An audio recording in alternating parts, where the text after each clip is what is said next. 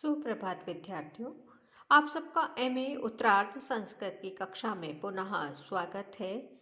हम महाकवि श्री हर्ष द्वारा विरचित नैष्ठिय महाकाव्य के तृतीय सर्ग का अध्ययन कर रहे थे। अभी तक हमने 23 श्लोक पढ़ लिए हैं। अब आज हम 24वें श्लोक का अध्ययन करने जा रहे हैं। श्लोक इस प्रकार से है। राजा स यज्वा विभुत व्रजत्रः कृत्वा ध्वरः जयोपमेव राज्यं भुङ्क्ते श्रुतश्रौत्रिय सत्कृत श्रीः पूर्वं त्वहो शेषं मेष मंतयम्।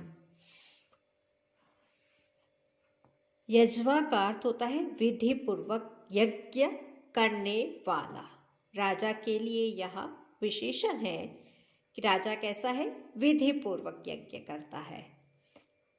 साथ ही श्रित क्षत्रिय सत्कृत श्रीः, यह भी राजा की विशेषता ही बता रहा है। श्रित अर्थात जो राजा के आश्रित हैं, क्षत्रिय अर्थात वेद पाठियों को, सत्कृत्य श्री धन आदि देकर सत्कार करने वाले। स राजा वे राजा नल अध्वरा आज्य उपमया एव। अध्वर कहते हैं यज्ञ को। यज्ञ आज्य अर्थात घृत के समान।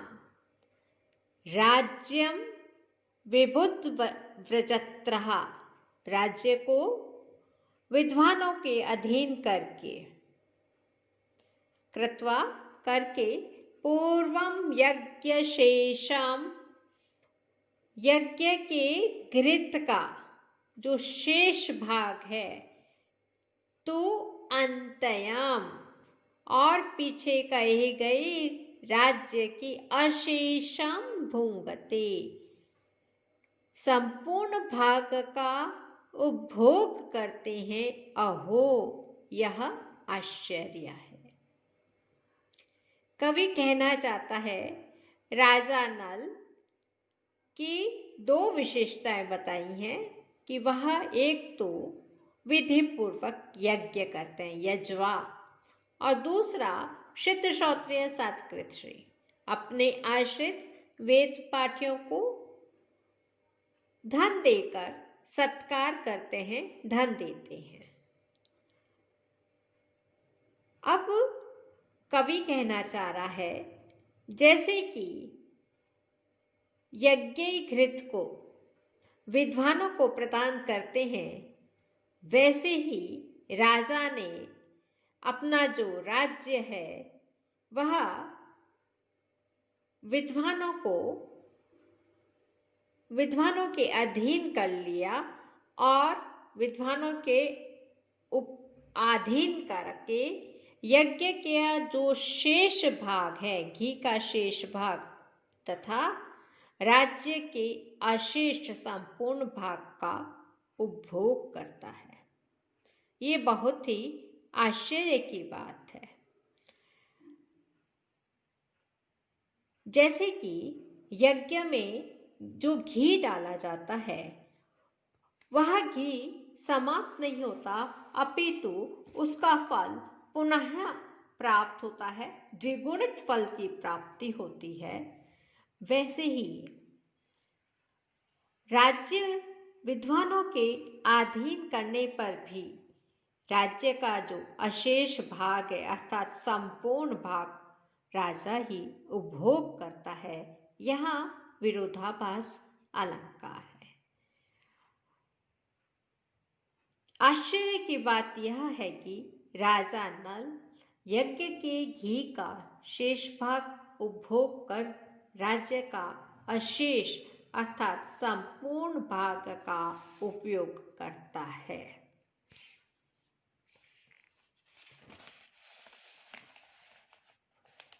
यज्वा पद में यज धातु ने प्रत्यय है, अंत्यम में अन्य से यथ प्रत्यय, भूंगते में भुज धातु लट लकार और त प्रत्यय। यह आत्मनेयी पद है। अज्य अज्योपमया में उपमा अलंकार है। अब आगे हम 25वां श्लोक पढ़ते हैं। श्लोक इस प्रकार है। दारिद्र्य विणोघवर्षैर्मोघमेघवृत्तमर्थी सार्थे संतुष्टमिष्टानि तमिष्टदेवं नाथ्यन्ति के नाम न लोकनाथम। दारिद्र्य विघोण वर्षै अर्थात दरिद्रता को अदारिद्र्य दूर करने वाले और द्रविणो धन की वर्षा से अर्थ सारे याचकों के जो समूह है अमोघ मेघ व्रतम सफल मेघ के समान व्रत करने वाले संतुष्ट इष्ट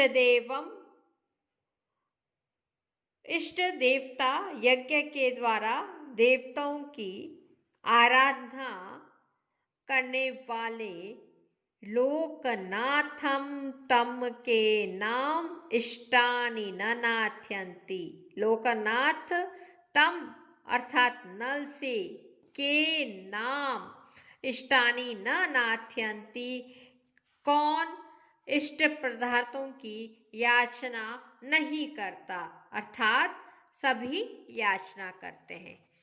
कैसा है राजा? दारिद्र्य को दूर करने वाली धनराशि की वर्षा से याचकों के समूह को संतुष्ट करता है। याचकों को धन इत्यादि देकर याचकों को संतुष्ट करता है। यज्ञ क्रियों के द्वारा वे देवताओं की भी आराधना करता है।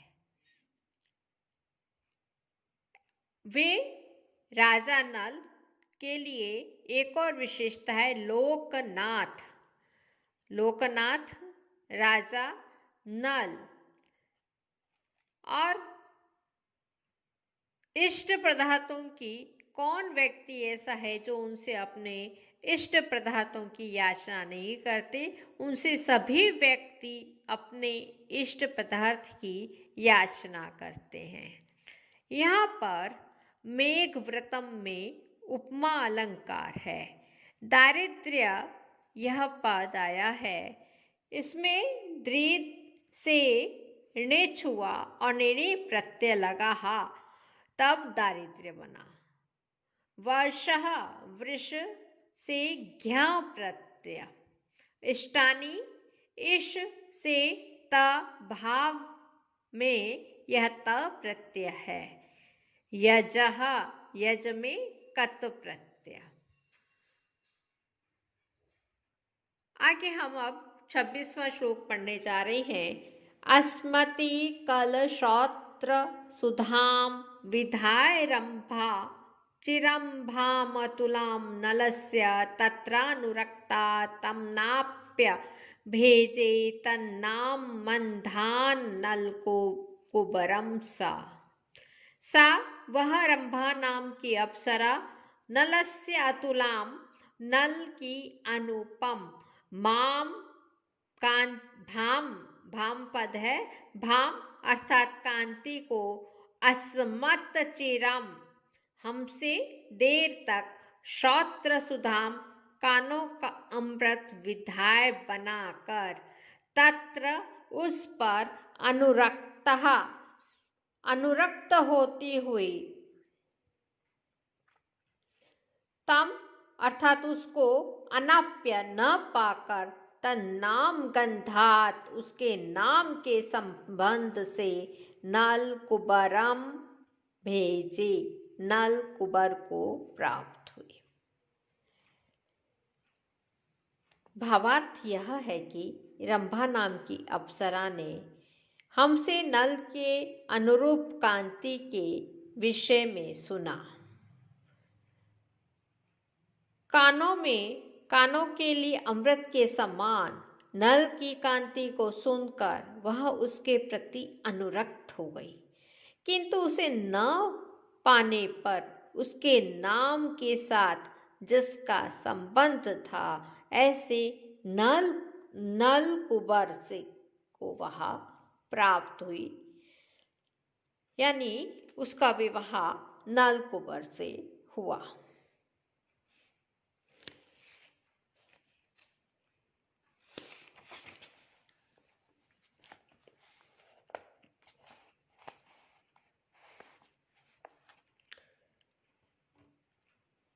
भा को सुदात कहने पर रूपक अलंकार है।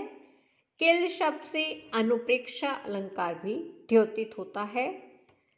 अनुरक्ता पद आया है, अनुपसर्ग रंज धातु तब प्रत्यय फिर टाप हुआ है। भेजे में भज धातु लेट लकार प्रथम पुरुष एक वचन।